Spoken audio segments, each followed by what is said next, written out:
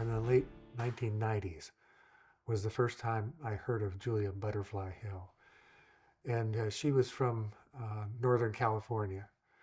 And the reason she became known all of a sudden is because she had climbed to the top of a giant redwood tree and refused to come down. And this wasn't because she was pouting or something or had an argument with somebody. She was trying to save a tree in particular, and then she was trying to save a whole forest, an old growth forest, from being cut down. There was a lot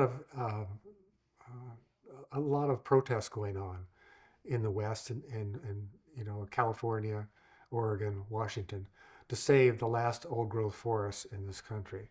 The logging companies wanted those huge trees.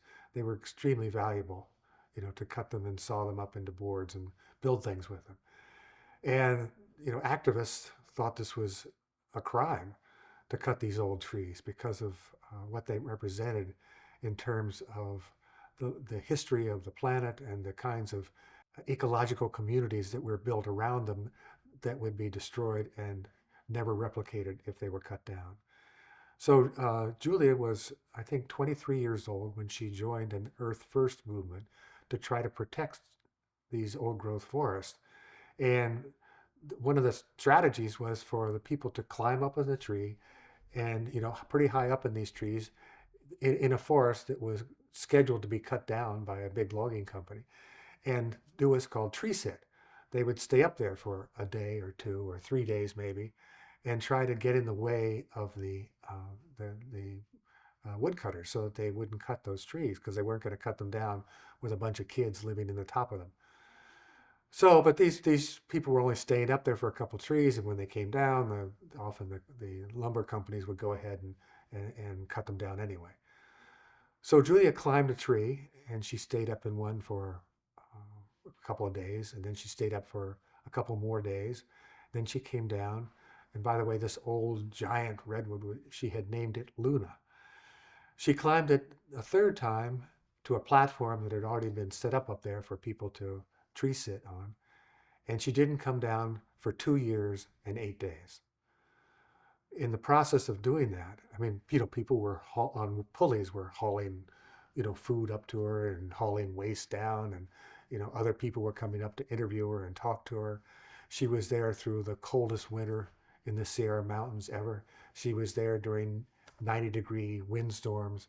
She persisted and survived, just an amazing trial that was most people would never be able to do. But she was intent on saving that particular tree and saving that forest. Much of what Americans Who Tell the Truth is about people who are willing to risk something in order to gain a particular kind of power. Most power, when we think of it in this country or any place, is about political power, power of money, power of prestige, power of corporations. How does a single person who has nothing, and she was literally destitute, how does a single person get power to change a situation against forces that are so big and so rich and so politically connected? In this case, after she'd been up there for 2 years, the CEO of the Pacific Lumber Company got in touch with her and said, Julia, what's it going to take to bring you down? Because they couldn't cut as long as she was living in that tree. This one young woman, with her persistence, had accumulated an enormous amount of power at this point because that lumber company wanted to be free to cut again. And they had to now negotiate with Julia Butterfly Hill about when they would cut and what they would cut. And she told him she now was a sort of equal partner in this negotiation.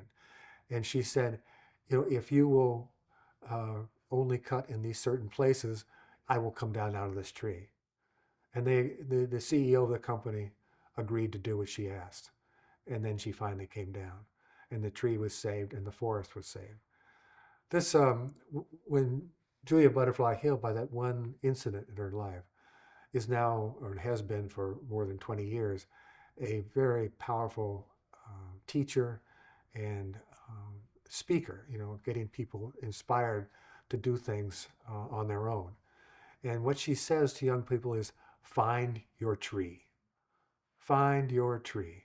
It doesn't have to be literally a tree like she found, but the thing in your life that you love and you want saved. What are you then willing to do to save that thing? Find your tree.